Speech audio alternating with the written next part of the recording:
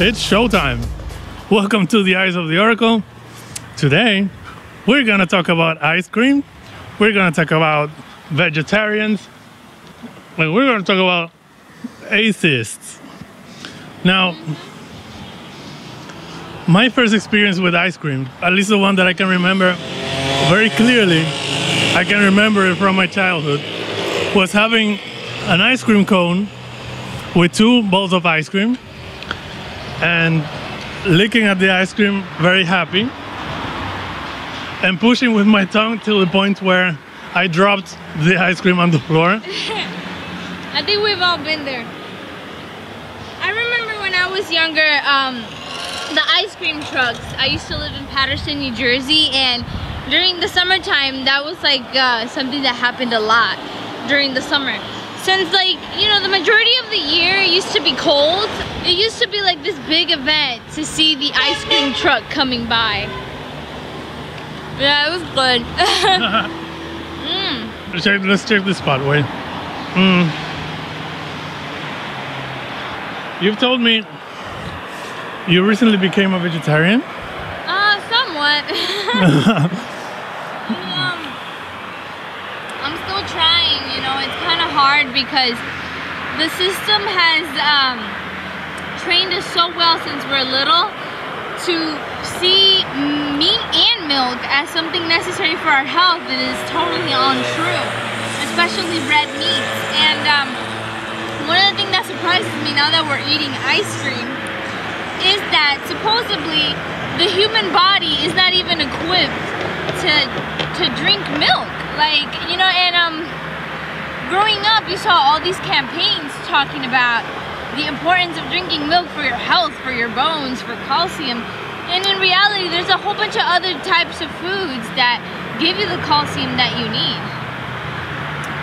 That's interesting. Yeah. Well, and it's foods both from the animal and the vegetable kingdom, right? They're both animals and plants. This food that gives you calcium, you say? Exactly. Like, for example, black beans. They're really good for you. There's a whole bunch of vegetables and fruits that can give you the necessity that your body needs, you know? And I'm still getting used to it, I'm not gonna lie.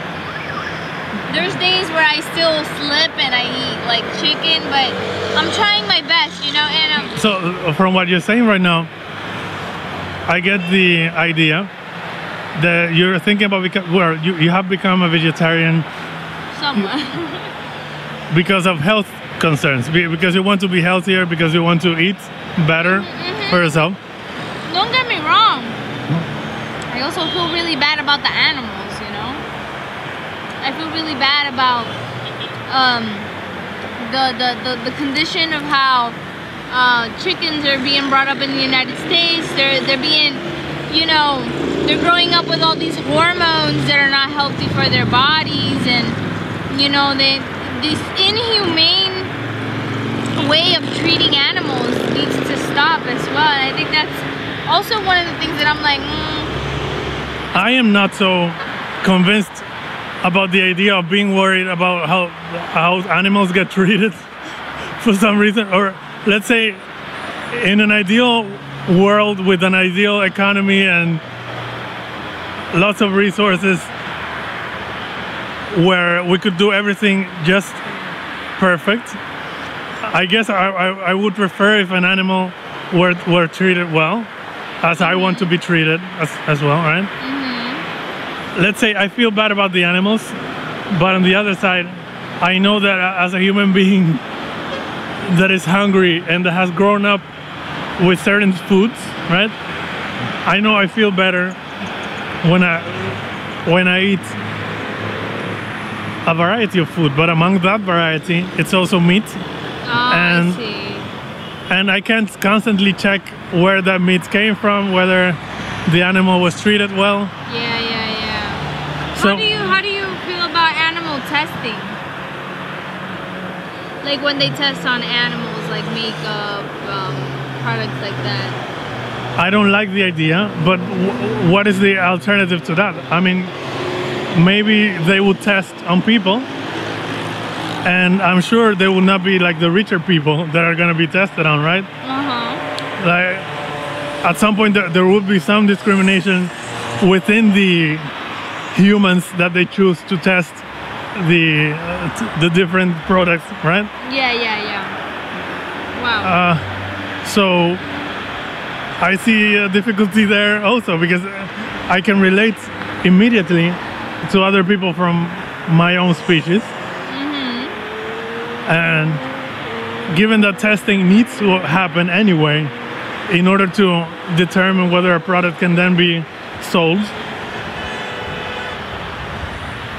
I'm also not so shocked about animal testing of products like cosmetic products. What I'm saying is that I really don't know. Okay. What I'm saying is what I do, Okay. and how I feel about certain things for myself.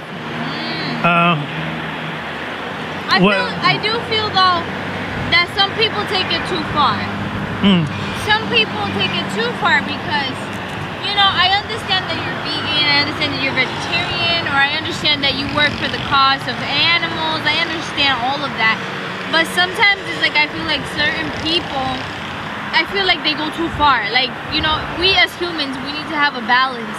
We need to have a balance in what we believe in. We need to have a balance in respecting other people that don't agree with your opinion. And so I feel like a lot of vegetarians, a lot of vegans, they kind of like attack people that don't agree with what they believe in. And I don't know why. You know, I'm not saying all vegetarians, all vegans think that way, but there is a couple instances where there's people that actually discriminate or they talk down to a person that decides to eat meat. And I feel like all of us have a choice in life, and I feel like they should, instead of attacking a person, they should teach the person as to why they decided to become a vegan or a vegetarian, instead of attacking them and calling them a killer or something, you know what I mean? Don't attack other people. Don't minimize another person because they don't have the same dietary plans as you. I mean, I think it's just ridiculous about the fights that people get into because of meat. And I'm just like, oh my God, like, why? It makes no sense to me. You know, you and I, we haven't known each other for a long time. We didn't grow up in the same places, right? No. And I know we have different views on certain subjects. Like, for example, I have been an atheist for a while now, even though I was brought up a Christian, both in my house and in the schools I went to. My family stopped forcing me to go to those to the church. Okay. And to me that was kind of liberating. Okay. And I gradually started finding things in how I feel, in how I perceive things that were very linked to the way I was brought up by the religion. And I started dropping them as I started finding them, basically. Okay. That's the process that has led me to just to say that I'm an atheist now, and to feel okay by saying that. But for a long time, when I said that I'm not so religious anymore, I often had people answer back to me saying, well, but you do believe in God, right? And I said, yes, of course. Okay. Also, but you said it because you didn't want to be judged for it, or did you say it because you did believe in God? At that, when I had that question so often, I received a tone from the people that were asking me, right? It wasn't, well, come on, but wait, I mean, you do believe in God, right? Because that's like the only way. And I think deep inside, my reaction was a bit fearful. I think deep inside, I only said, well, yes, of course, because it seems that's the only right way. I mean, that's the only possible way. I learned how to write, how to read. I learned how to speak around people and at the church and at school, where that was the only truth. The only truth is that God exists. Okay. So in order for me to let go of that was the biggest step for me. You know, that was the biggest step. Just to get to a point where I have where I have either experienced enough things in my life or met enough people from different cultures, you know, different backgrounds, both social, economic, and geographical. I have gathered enough strength to be able to tell myself, well, maybe it's all right to say that I'm an atheist. Yeah, I mean, it's your opinion, it's your reality right now. You know what I mean? You can't. It's better for you to be truthful about who you are than lie. And unfortunately, you know, a lot of people of the faith have made people even more scared to listen about God or go to God because they're just so judgmental. And it goes back to actually what I was talking about, the vegetarians and the vegans. It's the same thing with a lot of Christians, that they feel like entitled to, you know, to your opinion, and it's your opinion, it's your reality, you know what I mean? And you know, to tell you a little bit about my background, I grew up in a Catholic home, and there came a point in my life when I started asking questions, and I myself was an atheist as well. But it was something that happened within myself. It wasn't something that somebody shoved down my throat, or it wasn't something that somebody forced me to, or people told me you need to change. And you know, it was something like literally God came into my heart, shook it up, and changed me. I always say that I'm not religious, I'm spiritual. There's a big difference between spiritual and religion, because religion wants to dictate that what you have to wear, what you need to wear, how you need to act, how you need to look, what you need to do, and in every other aspect of your life, religion wants to control you. But that's you know, in true Christianity, in a person that if a person really read the Bible, you know, because there's a lot of so-called Christians that don't even open the Bible, they don't even know what they're talking about. You know, if you really read the Bible and you open it up, and you'll see that even Jesus Christ suffered at the hands of religious people that wanted to dictate Jesus Christ on what he needed to do. But at the end of the day, as children of God, we need to be obedient to what God has to say, not what man has to say.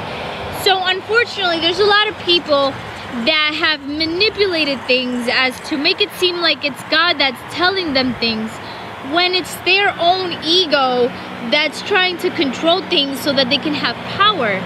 And so that's why I have a lot of atheist friends, and they kind of get surprised by me because they're like, I can't believe you're Christian. And I'm like, why? And they're like, well, you're so lenient. And I'm like, well, I mean, it's your choice. At the end of the day, God, and the God that I believe in, the God that's in the Bible, the God that I've come to know, is a God that gives you free will. He gives you free will. He gives you free understanding. He's not a totalitarian God that's gonna be like, oh, you know, no, like, yes, God is a God of order, and God is a God of obedience. If you were to put me under a category, it would be Jewish and Christian. I believe that the same God that I pray to is the same God of Abraham and Moses. And I feel such an incredible inclination to Israel and its people and the Jewish people. I think they're so blessed, and you know, it's been a solely spiritual journey to find God. Because even if I decide tomorrow not to believe, it's impossible for me not to, because I see how, you know, you go to the beach and you see how the water only goes so far. You see how the birds in the sky communicate. You see so many things, and you're just like, wow, this world is going at an order. There's obviously someone behind the scenes, and I think that's very beautiful. And I see that's the connection I have with God. God is not religion. But if you don't feel that conviction in your heart, I mean, you shouldn't hide who you are, because that's the reason why there's so many problems in the world. You see so many politicians saying, oh, I'm this, I'm that, and there's something totally different. And you see, I feel like we would be such a way better world If all of us could just be open about who we are, talk about who we are, and if it's God's will to change our hearts, He can and He will. But that's up to you. That's your choice. So nobody should force you to believe in something. It should come from your heart. It should come from Him, from God. Yeah. But you see, that's why you can't be like, this denomination is better than the other denomination, because it's not about a denomination. It's about a relationship with God. And when it comes to science, I know you and me always have this conversation about science and God. And my personal opinion is that I actually believe a little bit in evolution, due to the fact that, no, I believe in evolution. At the same time, I believe in creationism, because God is science to me, you know? He's the creator of it. Well, as you know very well, for me, creationism is a bedtime story. But yeah, on the other side, I want to look at science as a means of finding out things. I don't want to look at science as an institution that tells me what the truth is. Yeah. Right? Yeah. Like, at least if there is a method that people from all countries and all religions have agreed on in order to search, experiment, and find truth, or do research and try to come up with useful information out of it, right? We agree on a lot of things that come from science. But what I want to say about me being an atheist is that I don't look at science as my religion. Okay. I don't want to follow science blindly. Okay. I don't want to. So you even question science? I question the human nature. I question how our behavior can sometimes put us in a situation in which we're having an argument with another person, and we have a tendency to say that we're from one group or the other, and at that point we just become blind to the truth or whatever it is that we're trying to find, and it becomes more important to prove that I'm better than you, or to prove that I know more than you, or simply to prove that what you're saying is completely nonsense and dumb, right? I'm completely against that. So and I'm constantly questioning myself about that. That's what I was saying about the ego. That's why there's so many hurt people, because ego. Even in the Christian side, and even in the atheist side, even in the Muslim side, you see the extremists like ISIS or ISIS. Okay, yeah. I think that's what they're called. You know, they kill anybody that's against them. They killed anybody that's against. And so you see these extreme cases in everywhere, and I feel like historically, that's the problem. Christians have had their side on that thing, with the Catholic Church. Wait, let's talk about a little bit the Crusades, Yeah, the Crusades. Let's talk about the Inquisition, and then suddenly you see, yes, I mean there have been occasions in which the institution, the Church, the institution of the Catholic Church, I would say the most important group of Christians, has taken a position that is a bit extreme. It has happened. Yeah, it has. We've had this conversation here, you and me, and we have had it other times. This conversation actually will continue. We'll do a part 2 about this, because it's an ongoing conversation. Well, it will happen every time we meet, probably. And I think I still want you as my friend, even though I know you're spiritual. I think of you as a religious person, and even though you know that you're not going to convince me about creationism, and you're not going to convince me about the way to look at God, our origins, or God in every day. You're not going to convince me of that, and somehow I feel good hanging out with you and just talking. You know, sometimes we speak about other things, like we speak about ice cream sometimes. Exactly. It's healthy to have these conversations. Yeah. It's healthy. All right. Yeah. Well, that's the show for today. Thank you for watching. as always, open wide.